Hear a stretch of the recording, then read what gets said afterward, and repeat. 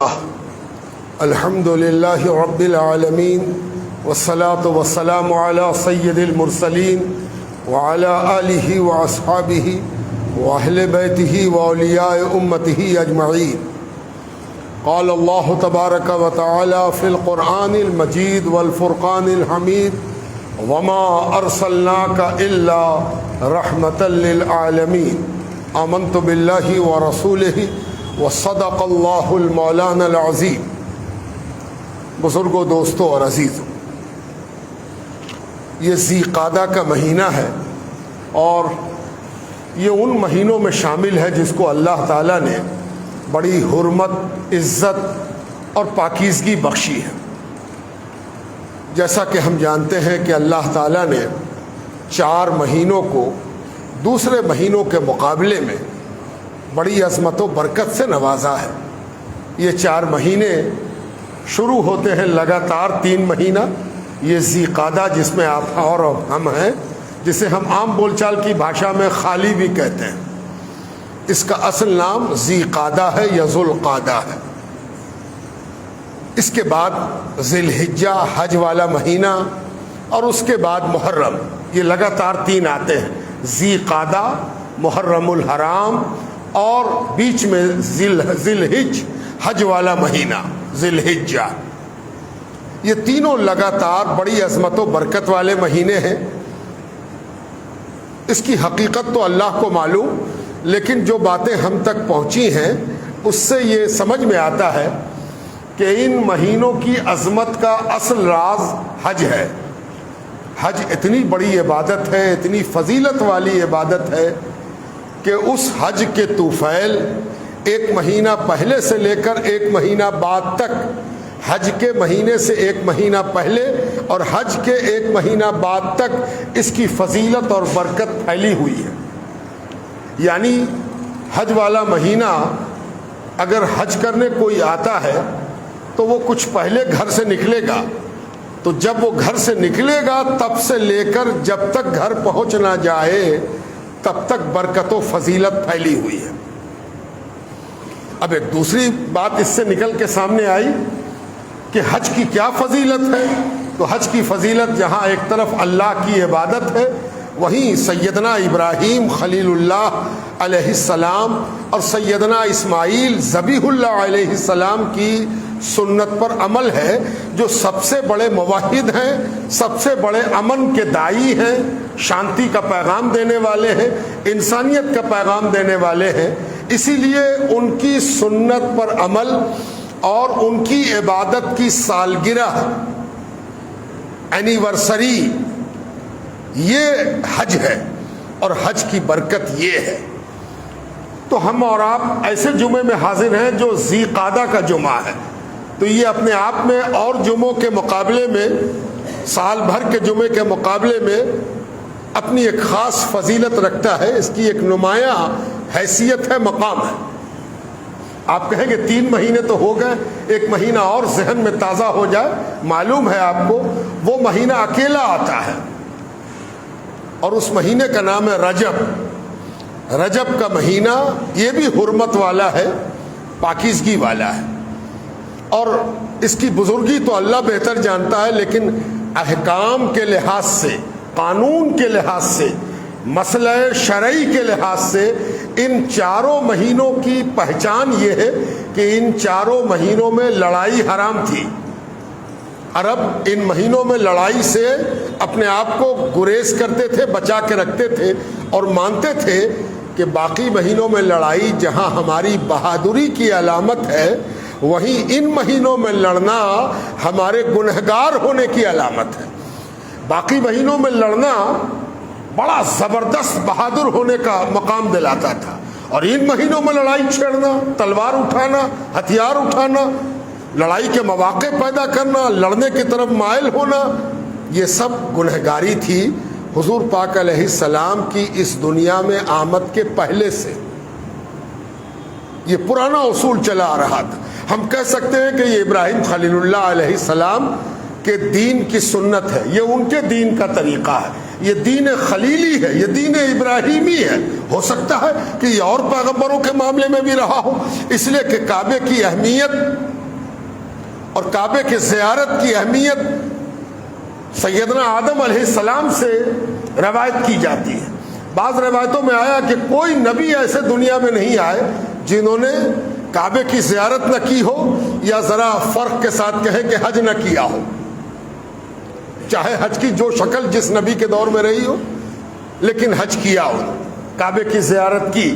تو اس لحاظ سے یہ جو حرمت ہے یہ پرانی ہے، قدیم ہے، اللہ بہتر جانتا ہے اس کے راز کو۔ ہمارے لیے اتنا ہی بہت ہے کہ جو اطلاع ہم تک پہنچ گئی ہے اس کی ہم قدر کریں، منزلت کریں۔ تو اس کی قدر و منزلت کیسے ہوگی؟ ایک طریقہ تو یہ ہوگا کہ اس میں ہم اس مہینے کا خیال رکھ کے گناہ سے بچیں، لڑائی جھگڑے سے بھی بچیں، ڈسپیوٹ سے بچیں، اپنی زبان کو میلا کرنے سے بچیں، اپنے ہاتھ کو میلا کرنے سے بچیں، اپنے دل کو میلا کرنے سے بچیں۔ یہ اس مہینے کی حرمت ہوگی۔ عبادات پر توجہ دیں اور اس بات کا خیال رکھیں کہ اس مہینے کی عبادات اس مہینے کی افضلیت کی وجہ سے افضل ہے۔ ظاہر ہے کہ اگر کسی چیز کو آدمی نوٹس نہ لے تو مانا جاتا ہے کہ یہ آدمی لاپرواہ ہے، بے حس ہے، اس کو فائدہ بھی نہیں پہنچتا، اور کسی چیز کی نوٹس لے لینے سے اس کا انجام اور اس کا نتیجہ اس میں شرکت ہو جاتی ہے۔ تو نوٹس لینا بھی ضروری ہے۔ اب ہم اور آپ ایک خاص عنوان سے آگے بڑھ رہے ہیں، اور یہ عنوان زمانے کے لحاظ سے بہت جسٹیفائڈ بھی ہے، صحیح بھی ہے، درست بھی ہے، اس لیے کہ آج کا زمانہ عجیب چال پر چل رہا ہے، عجیب دھوری پر چل رہا ہے۔ خاص کر کے ہمارے ملک میں ایک عجیب فضا بنائی گئی ہے، اور وہ فضا اس لحاظ سے بہت اہم ہے کہ اس میں کہیں نہ کہیں ٹارگٹ ہم لوگوں کو کیا جا رہا ہے، ہر طرف سے نشانے پر ہم ہیں۔ کبھی تو یہ کہا جاتا ہے کہ سب کو ایک قانون ماننا ہوگا، ایسا لگتا ہے کہ ہم لوگوں کو کوئی خاص پریویلیج، کسی خاص قسم کا فائدہ دیا جا رہا ہو، ہمارے لیے تیل سستا ہو، ہمارے لیے چاول سستا ہو، ہم قتل کر دیں تو ہم کو سزا نہ ہوتی ہو، ہم چوری کر لیں تو ہمارے اوپر کوئی قانونی گرفت نہ ہو۔ یہ کہنے کا کیا مطلب ہے بھائی کہ سب کے لیے قانون ایک ہونا چاہیے؟ ارے قانون تو ایک ہے ہی سب کے لیے۔ کون ایسا چیز ہے جس میں آپ دوسروں سے الگ ہو؟ دن رات قانون کا تماشا آپ دیکھتے ہو، آپ بھی اسی قانون سے رجوع کرتے ہو، آپ کے لیے بھی پولیس وہی ہے، آپ کے لیے بھی تھانہ وہی ہے، آپ کے لیے بھی عدالت وہی ہے، اور آپ کے لیے بھی قانون وہی ہے۔ پتہ نہیں کتنے لوگ ہم میں سے ایسے ہوں گے، شاید 99% جو کورٹ میں اپنا وکیل غیر مسلم رکھتے ہوں گے۔ غیر مسلم وکیل آپ کا کیس لڑتا ہے، آپ کے لیے ریلیف مانگتا ہے کورٹ میں کھڑے ہو کر، تو قانون الگ کہاں ہے؟ قانون تو سب برابر ہے۔ ہاں ایک قانون ضرور ہے جس میں اگر ہم الگ ہیں تو آپ بھی تو الگ ہیں۔ ہم اگر عید مناتے ہیں تو آپ اپنا تہوار مناتے ہیں، آپ کو اس کی اجازت ہے کہ آپ اپنا تہوار منائیے، اور آپ کو آپ کا تہوار منانے کے لیے آپ کا ایک مخصوص طریقہ ہے، آپ کا ایک انداز ہے، آپ اپنے انداز سے تہوار مناتے ہیں، ہم اپنے انداز سے تہوار مناتے ہیں۔ تو یہ آزادی اگر ہم کو ہے کہ ہم تہوار مناتے ہیں اپنے طریقے سے، تو یہ صرف ہم کو نہیں آپ کو بھی ہے۔ اگر کپڑا پہننے کی ہم کو آزادی ہے کہ ہم اپنی مسجد میں اپنے خاص طریقے کا کپڑا پہن کے آئیں، تو کیا یہ آزادی آپ کو نہیں ہے کہ آپ اپنی خوشی میں، اپنی غمی میں، اپنے مندر میں، اپنے گرجا میں، اپنے گردوارے میں اپنی پسند کا اور اپنے رواج کے مطابق، اپنے ٹریڈیشن اور کسٹم کے مطابق اپنا لباس پہنیے؟ اس کی بھی آزادی آپ کو ہے۔ تو آخر آپ کہنا کیا چاہتے ہیں؟ کیا مطلب کیا ہے؟ ہاں کچھ قانون ایسا ہے جس میں مسلمان الگ ہے، تو وہ الگ ہونے کی وجہ یہ نہیں کہ آپ کو کوئی نقصان پہنچ جائے، دراصل یہ ہماری شناخت ہے، یہ ہماری پہچان ہے، اور اس پہچان پر ہمارے قائم رہنے سے آپ کا کوئی نقصان نہیں ہے۔ اگر کوئی نقصان ہوتا آپ کا کہ آپ کا بگڑ رہا ہے، ہم ایسا کر رہے ہیں تو آپ کا بگڑ رہا ہے، تو ایک بات ہو سکتی تھی۔ یہ تو پہچان ہے۔ کیا آپ سب کی پہچان مٹانا چاہتے ہیں؟ کہ آپ چاہتے ہیں کہ سب کو ایک رنگ میں رنگ دیں تو آپ بہت بڑے ظالم ہیں. آپ کو احساس ہی نہیں ہے کہ رچیتا نے, چاہے اس کا جو نام آپ دے لیجئے, رچیتا نے اتنے لوگوں میں سے کسی کو ایک کو دوسرے کی طرف بالکل بنایا ہی نہیں. ہر آدمی دوسرے سے بالکل ڈفرینٹ ہے, ایبسولوٹ ڈفرینٹ, ہو ہی نہیں سکتا. ایک تو دیکھنے میں ڈفرینٹ ہے. ایک آدمی اگر غور سے دیکھے کسی دو آدمی کو تو پتہ نہیں کتنا فرق نکال کے رکھ دے گا کہ اتنا فرق ہے. اور اگر مائنوٹلی دیکھے, ڈیپلی دیکھے, غور سے دیکھے, سائنٹیفک طریقے سے دیکھے تو کہہ دے گا کہ بھائی ان کی انگلی کا نشان ان کی انگلی کے نشان سے بالکل الگ ہے. یعنی بنانے والے نے ہم سب کو الگ الگ ایک یونٹ بنایا. آپ کیا چاہتے ہیں کہ ایک فرما لیں اور سب آدمی کو اس فرمے میں چپ چپ کے نکال کے باہر کریں اور کہیں سب ایک ہے؟ یہ کیسے ممکن ہے؟ یہ کیسے ہو سکتا ہے؟ ایک آدمی کو بہت گرمی لگتی ہے, ایک آدمی اسی گرمی میں ایڈجسٹ کر جاتا ہے. ایک آدمی غم سن کے بے ہوش ہو جاتا ہے, ایک آدمی غم کو برداشت کر کے سارا کام انجام دیتا ہے. اللہ تعالیٰ نے سب کا مزاج الگ الگ بنایا ہے اور سب کے ساتھ ٹریٹمنٹ بھی الگ الگ رکھا ہے. آپ کہتے ہیں کہ ہم سب کو ایک کر دیں گے. چلیے, یہ تو قانون کی بحث ہوئی, یہ معاشرے کی بحث ہوئی, یہ جینے کے ڈھنگ کی بحث ہوئی, یہ کھانے پینے کی بحث ہوئی, یہ رسم اور رواج کی بحث ہوئی, یہ کسٹم اور ٹریڈیشن کی بحث ہوئی, یہ پرتھا کی بحث ہوئی. آپ چاہتے ہیں کہ سب کو ایک کر دیا جائے. پتہ نہیں اسے ایک کرنے سے آپ کی کیا مراد ہے اور کیا آپ کہنا چاہتے ہیں. یہ تو وقت بتائے گا کہ آپ کیا کیا کہنا چاہیں گے اور کس انداز سے کہنا چاہیں گے, اور کیا آپ جو کہنا چاہ رہے ہیں اس کے لیے ہم صرف ایک ہی ٹارگٹ ہے. آپ کے یہاں خود بھی اتنا انتر ہے عقیدے میں, رواج میں. میں ذرا مثال دے دوں. ایک آدمی ساؤتھ انڈیا میں چلا جائے تو وہاں جو تیل استعمال ہوتا ہے وہ تیل یہاں کبھی کوئی کھایا نہیں ہے اور کھا نہیں سکتا ہے. بہت سے لوگوں نے ہم سے کہا کہ ہم مدراس گئے اور کیرل گئے تو میرے لیے کھانا مشکل ہو گیا. کہا بھائی تو ناریل کے تیل میں پکا ہوا تھا, میرے تو حلق میں رکھنا مشکل ہو گیا. کچھ لوگ ایسے ہیں ان کو صاف پتہ چلتا ہے کہ ساؤتھ انڈیا کا کھانا بالکل الگ ہے. ان کی تھالی میں جو سامان ہوگا بہت سے لوگوں نے دیکھا بھی نہیں ہوگا کہ بھائی کیسی تھالی ہے. ہم لوگ چاول روٹی کھانے والے, نہ چاول ہے نہ روٹی ہے. وہ ہے کیا اس میں؟ ممکن ہے کہ چاول ہی سے بنا ہوا ہو لیکن اس کی شکل بالکل الگ ہوگی. کوئی ضروری نہیں کہ آپ کو پسند آ جائے, اور اگر آپ کو پسند نہیں آیا تو آپ قصوروار نہیں ہیں, آپ گنہگار نہیں ہیں. اور اگر آپ کی روٹی ان کو پسند نہیں آئی تو وہ بھی گنہگار نہیں. ان کے اپنے جینے کا ڈھنگ ہے, میرے اپنے جینے کا ڈھنگ ہے. بھلا کہا جا سکتا کہ سب کو روٹی کھانی ہوگی, پورا ہندوستان ایک ساتھ روٹی کھائے گا؟ یہ عقل مندی ہے یا بے وقوفی ہے پتہ نہیں. یہ آپ بڑے بڑے ذہین لوگ ہیں, بڑے سمجھدار ہیں, وہی اس کا فیصلہ کر سکتے ہیں کہ بھائی کیا سب کو روٹی کھلائی جا سکتی, کیا سب کو چاول کھلایا جائے, کیا سب کو بریانی کھلا دیا جائے. یہ کیا تماشا ہے کہ سب کو ایک کر دیا جائے گا؟ یہ ہے رہن سہن, کھانے پینے, غم خوشی, سب کا طریقہ الگ الگ ہے. اس کو ایک کرنے کی کوشش ہو رہی ہے اور نشانے پر ہم ہیں. ٹھیک ہے, ہم لوگوں کو بہت زیادہ ری ایکشن نہیں دینا چاہیے, اس لیے کہ ہر چیز میں ری ایکشن دینا اس بات کی دلیل ہوتی ہے کہ ہر چیز سے چڑھ ان کو ہے. ذرا ٹھہریے, ذرا چپ رہیے, ذرا سنبھل کر کے اپنے ری ایکشنز کا اظہار کیجئے, اس لیے کہ ذرا انہی کو پہلے بولنے دیجئے جن پر اس قانون کی آفت پڑے گی تو ان کا بھی بگڑے گا, صرف ہمارا نہیں بگڑے گا. تو ذرا سب کو بولنے دیجئے, کوئی ضروری نہیں. اب دوسری آفت یہ آئی کہ ہر عبادت گاہ, جتنی جگہ آپ عبادت کرنے جاتے ہو اس عبادت گاہ پر ایک سوالیہ نشان لگانے کی کوشش ہوئی. کوشچن مارک, پرشن چہن لگایا جا رہا. یہ عبادت گاہ, وہ عبادت گاہ, یہ مسجد, یہ درگاہ, یہ عمارت, یہ مینارہ, یہ بھی ایک سوچی سمجھی سازش کے تحت ہو رہا ہے. اور یہ جو کچھ ہو رہا ہے اس کے پیچھے دو طرح کا کام ہے. ایک تو بہت ذہین آدمی کا جو بہت ذہن لگاتا ہے, ذہن کو بھی سمجھ لیجئے, ذہن, عقل, وزڈم, گیان, صلاحیت, اس کے بھی دو ٹکڑے ہوتے ہیں. جس نے ایٹم بم بنایا وہ بھی بڑا ذہین تھا, اس نے دنیا کو ختم کرنے کا نسخہ دے دیا. تو ذہانت سے ہی کسی چیز کو ختم بھی کیا جاتا ہے اور ذہانت سے ہی کسی چیز کو بچایا بھی جاتا ہے.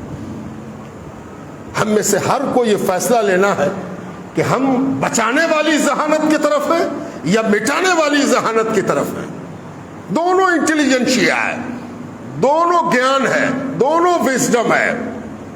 اسی لیے حضور پاک علیہ السلام نے ایک دعا سکھائی تھی کہ اللہ سے ایسا علم مانگو جو علم نافع ہو, فائدہ دینے والا, فائدہ پہنچانے والا, جس سے لابھ پہنچایا جا سکے, جس سے زندگی بچائی جا سکے, گرتے ہوئے کو تھاما جا سکے, مرتے ہوئے کو زندگی دیا جا سکے. وہ علم مانگنے کا ہے. اور وہ علم جو غیر نافع ہو, نقصان پہنچانے والا ہو, ایسی پڑیا کھلائیں کہ سب مر جائے, کوئی دعوے داری نہ ہو, اپنے گوتیا کو مار ڈالیں, اپنے رائیول کو مار ڈالیں, اپنے بغل والے کو مار ڈالیں, ساری دنیا کو مٹا دیں. یہ بھی بڑی ذہانت کا معاملہ ہے. اب کون سی ذہانت؟ تو جو ذہانت ان چیزوں میں کام دے رہی ہے وہ ملک دشمن ذہانت ہے. صبح سے شام تک یہی دیکھنا ہے کہ یہ مسجد اور یہ عمارت کیسے بنی ہے اور کس نے بنایا ہے اور کب توڑی گئی. بے بنیاد, بالکل ایسے ہی, بنیاد کا سوال ہی نہیں ہے. بے مقصد کی بات کرتے رہنا ہے اور دن رات کرنا ہے, لگاتار کرنا ہے, گنتی بتا کے کرنا. آپ دیکھ رہے ہوں گے کہ ایک چیز وائرل ہو رہی ہے. ممکن ہے کہ آپ میں سے بھی کسی نے دیکھا ہوگا کہ بہار کی بھی ایک لسٹ نکال دی گئی ہے کہ کون کون بہار میں ایسی جگہ ہے جو ان کے نشانے پر ہے, جس کے بارے میں وہ یہ ایسا کہتے ہیں کہ یہ بھی توڑ کر بنایا گیا, یہ بھی قبضہ کر لیا گیا, اس پر بھی ناجائز قبضہ ہے. اس کی بھی ایک لسٹ جاری کر دی گئی.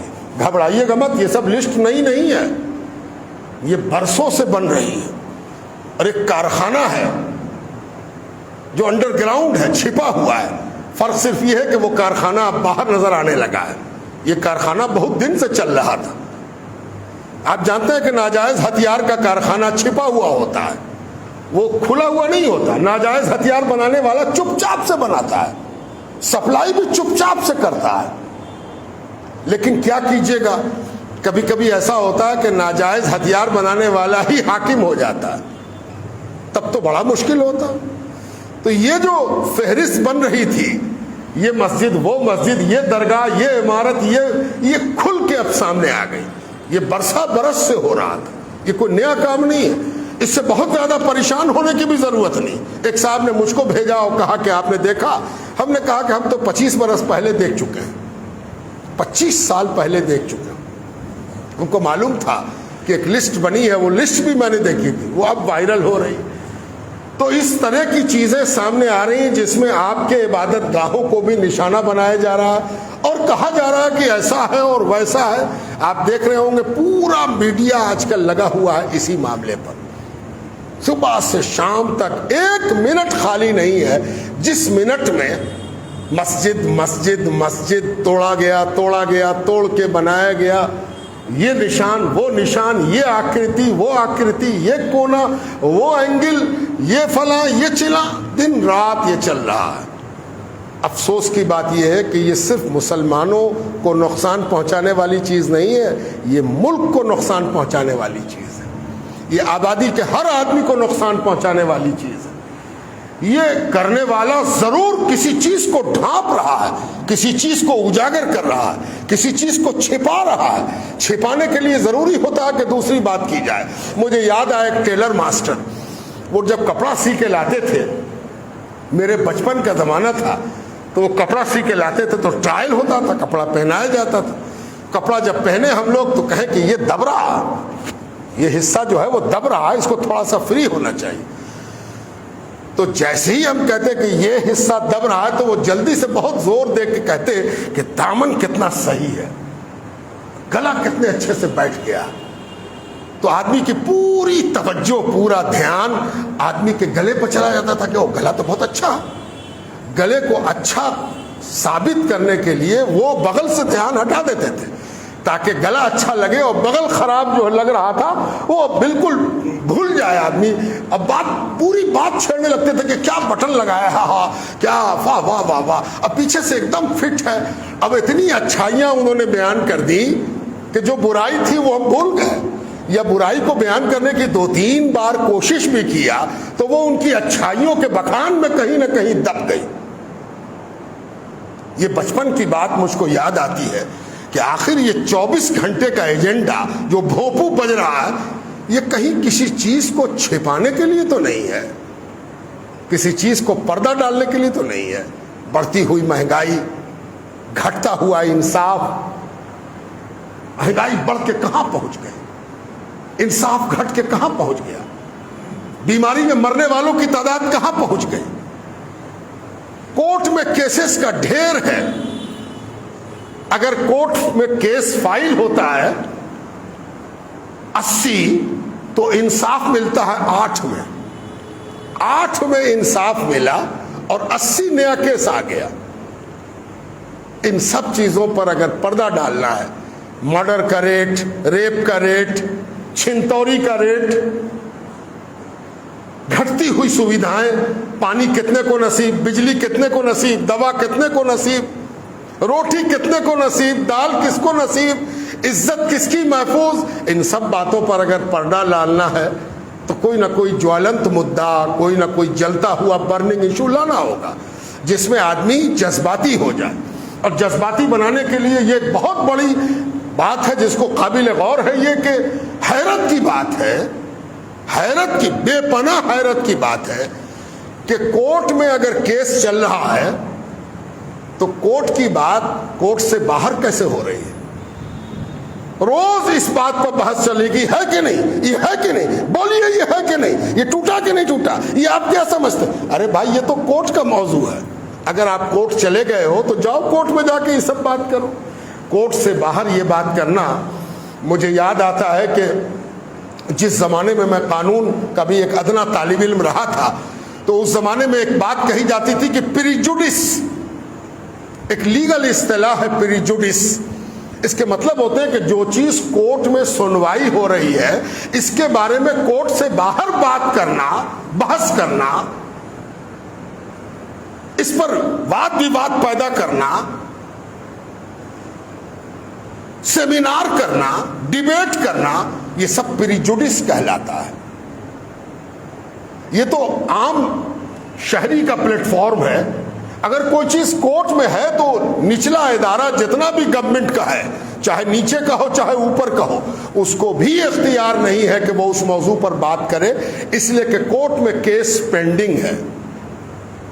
لیکن کورٹ کبھی اس بات پر سنگیان نہیں لیتا، کورٹ کو کوئی چنتا نہیں ہے کہ جو چیز ہم سن رہے ہیں وہی چیز باہر میں کیوں ڈسکس ہو رہی ہے، اس پر کوئی پابندی نہیں ہے۔ یہ حیرت کی بات ہے، جبکہ کورٹ انڈیا کا نہایت باوقار ہے، باعزت ہے، سمجھدار ہے، دانشوری سے بھرپور ہے۔ یہ الگ بات ہے کہ وقت کس کو کب مجبور کر دے، وقت کی مجبوری ایک الگ بات ہے، لیکن بہرحال کورٹ دانشور ہے اور کورٹ کو اپنی دانشوری سے یہ بات سوچنی چاہیے۔ اب ایک تیسرا موضوع، بات ختم ہے۔ ان سب کے ساتھ ساتھ ایجنڈا پورا نہیں ہوا تھا، تو ایجنڈا پورا کرنے کے لیے جب دیکھا گیا کہ آبادی میں بہت زیادہ ہلچل نہیں ہے، لوگ خاموش ہیں، شانت ہیں، پیشنس کے ساتھ سن رہے ہیں، سب تماشا دیکھ رہے ہیں، لیکن کوئی جوار بھاٹا نہیں، کہیں سے کوئی لہر نہیں اٹھ رہی۔ بے چینی تبھی ہوتی ہے جب آدمی سوچ کے کوئی کام کرتا ہے کہ ایسا کریں گے تو ایسا ہوگا، یہ کریں گے تو وہ ہوگا۔ تو جب مقصد کے مطابق لہر نظر نہیں آئی تو ایک بے چینی ہوئی۔ اس بے چینی کو دور کرنے کے لیے بھی ایک ڈھنگ سوچا گیا کہ کیا کیا جائے۔ تب سوچا گیا کہ سیدھے ان کے پیغمبر پر حملہ کیا جائے، ان کے پروفٹ پر بات کی جائے، ان کے نبی پر بات کیا جائے، ان کے قرآن پر بات کیا جائے، ان کے دین پر بات کیا جائے، ان کے اسلام پر بات کیا جائے۔ بہت دن ہم لوگ مسجد اور قانون یہ سب کرتے رہ گئے، اب سیدھے نبی پر حملہ کیا جائے۔ اور یہ بھی اسی لیے کیا گیا ہے کہ یہ ایک بہت بڑا ایموشنل ایشو ہے، جذباتی مسئلہ ہے، اس کو شاید کوئی برداشت نہ کرے، اس کو لیں گے ہم تو جو بھاٹا اٹھ ہی جائے گا۔ جی بالکل، لیکن اس بات کا ہمیشہ خیال رکھیے گا کہ ہمیں وہ کام نہیں کرنا ہے جو وہ چاہتے ہیں۔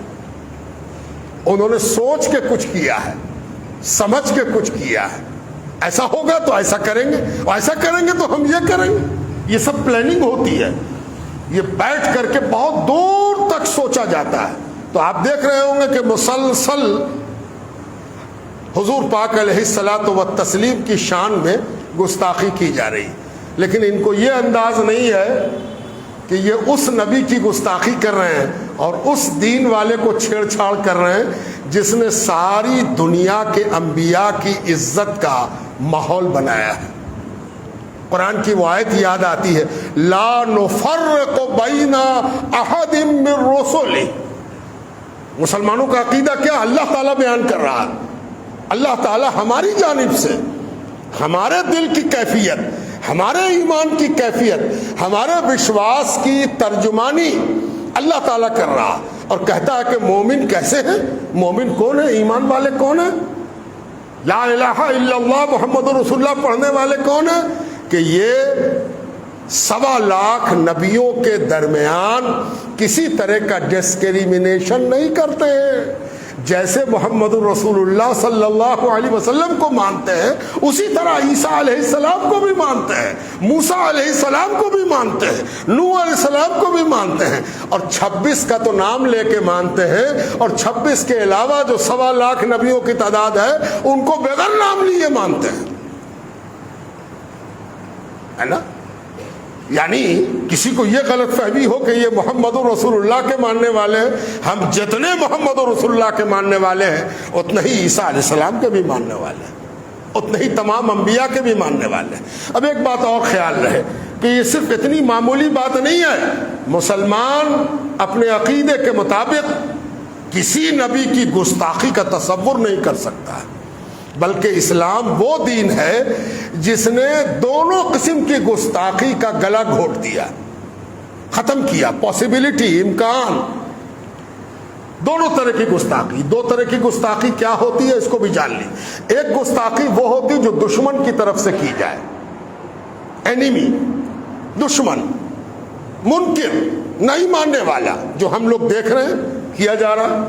اور ایک گستاخی اور ہوتی ہے جو ماننے والوں کی طرف سے کی جاتی ہے.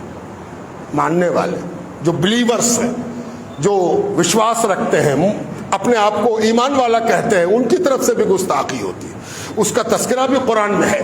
بارہا اللہ تعالیٰ نے اس بات کی طرف اشارہ کیا ہے کہ جو ماننے والے ہیں ان کی گستاخی کیا ہوتی ہے. مثلا کسی نبی کے بارے میں یہ کہہ دیا کہ یہ نبی انصاف نہیں کر سکے، اس نبی نے غلط فیصلہ سنا دیا معاذ اللہ، یا نبی کے اندر کردار کا کوئی عیب پیدا کر دیا.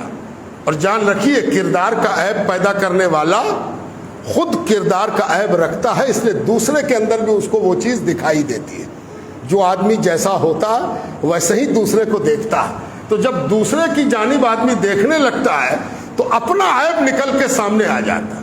چنانچہ جتنے اور نبیوں کے ماننے والے تھے انہوں نے کیا کیا گستاخیاں کی، اس کا تذکرہ روایات کے اندر موجود ہے. اور ان ساری روایات کو جس نے صحیح کیا اس فلسفے کا اور اس جینے کی پدھتی کا نام اسلام ہے. اسلام نے یہ سکھایا کہ نبی معصوم عن الخطا والنسیان ہوتے ہیں، انبیاء صرف رسول اللہ نہیں، بشمول رسول اللہ صلی اللہ علیہ وآلہ وسلم سارے نبی مسلمانوں کے نزدیک ہر گناہ سے پاک، ہر غلطی سے صاف. کوئی سوال ہی نہیں اٹھتا کہ ان سے کوئی گناہ ہو جائے. یہ عقیدہ کیوں رکھا گیا کہ خبردار جو غلطی تم سے پہلے ماننے والے کر چکے ہیں وہ غلطی پیدا نہیں ہونی چاہیے. یعنی آپ جو معاشرہ بنا لیجئے ترقی کے حوالے سے، بہت ترقی کر گئی ہے دنیا، بہت سائنٹیفک ہے، ہم لوگ بہت اونچے ہو گئے ہیں.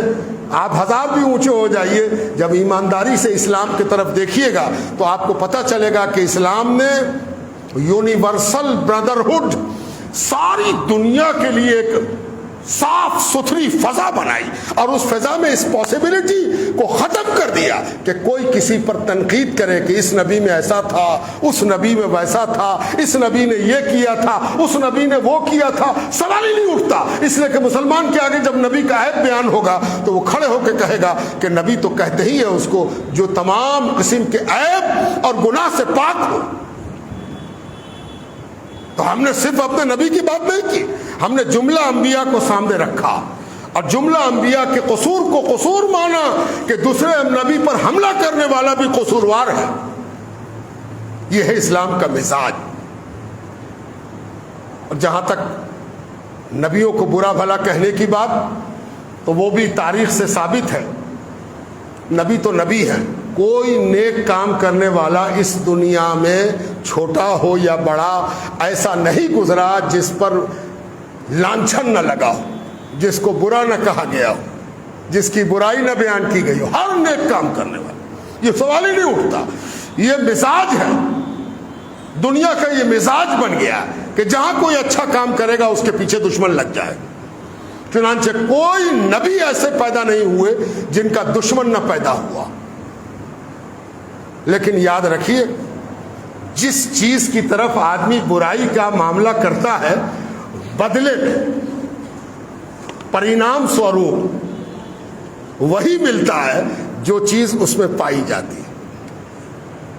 آپ اگر پانی کی سطح پر، تالاب میں، ندی میں ایک بڑا سا اینٹا، ایک چھوٹا سا کنکڑ پھینک دیں تو بدلے میں ندی اور تالاب آپ کو پانی ہی دے گا، وہ کچھ اور نہیں دے سکتا۔ اچھلے گا، اینٹا گرے گا اور جو چیز اچھلے گی وہ پانی ہوگی۔ اس سے پتہ چلا کہ پھینکنے والا اگر اینٹا بھی پھینک رہا ہے تو بدلے میں دینے کے لیے جس کے پاس جو ہوگا وہی دے گا۔ میں صرف حضور کا ایک قول سناتا ہوں، پھر آئندہ جمعے کو ہم لوگ کوشش کریں گے کہ کچھ بات آگے بڑھائیں۔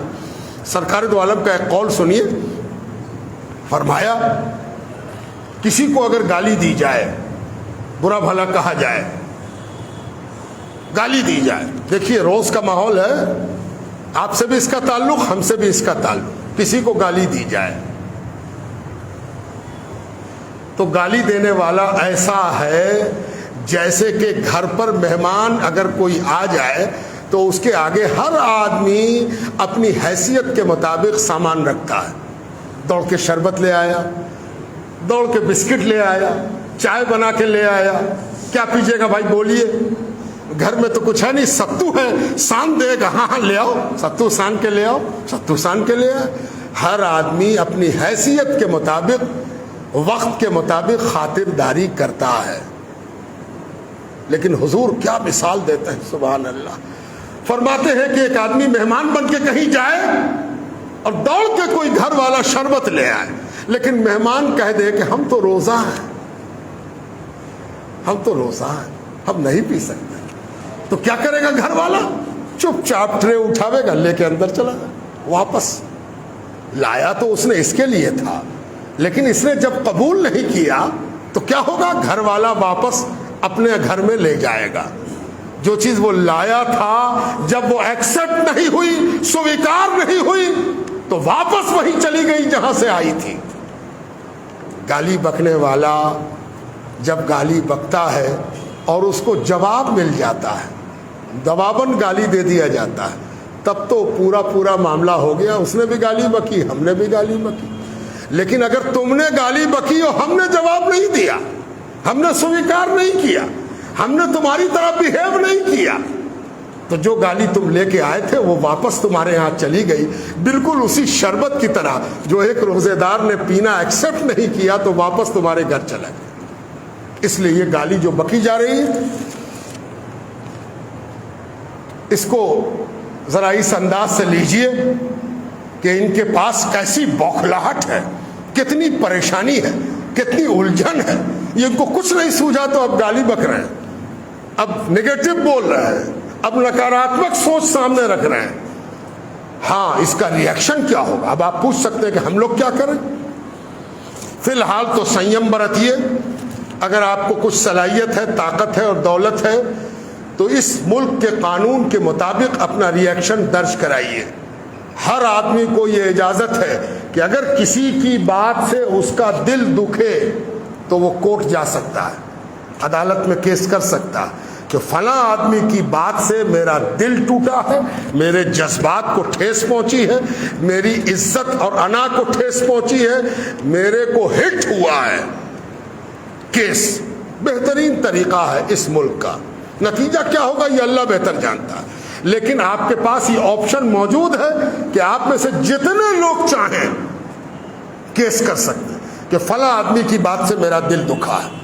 دوسرا طریقہ یہ ہے کہ اگر آپ کو کال کیا جاتا ہے کسی میٹنگ کا, کسی جلسے کا, کسی جلوس کا, تو اگر ایسا کال ہوتا ہے تو اس کال کے بارے میں آپ پازیٹیو رہیے. جب کال ہوگا, جب سوچا جائے گا کہ ایسا کیا جائے گا.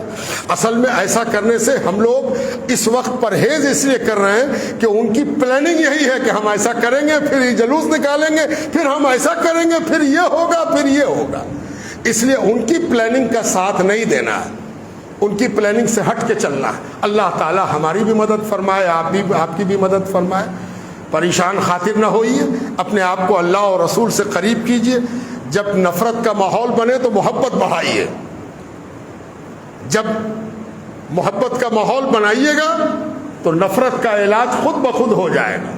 کوشش کیجئے کہ آپ اپنے نبی سے کل اگر 10 کلومیٹر دور تھے تو 2 کلومیٹر اور قریب ہو جائیے, اب 8 کلومیٹر کی دوری رہے.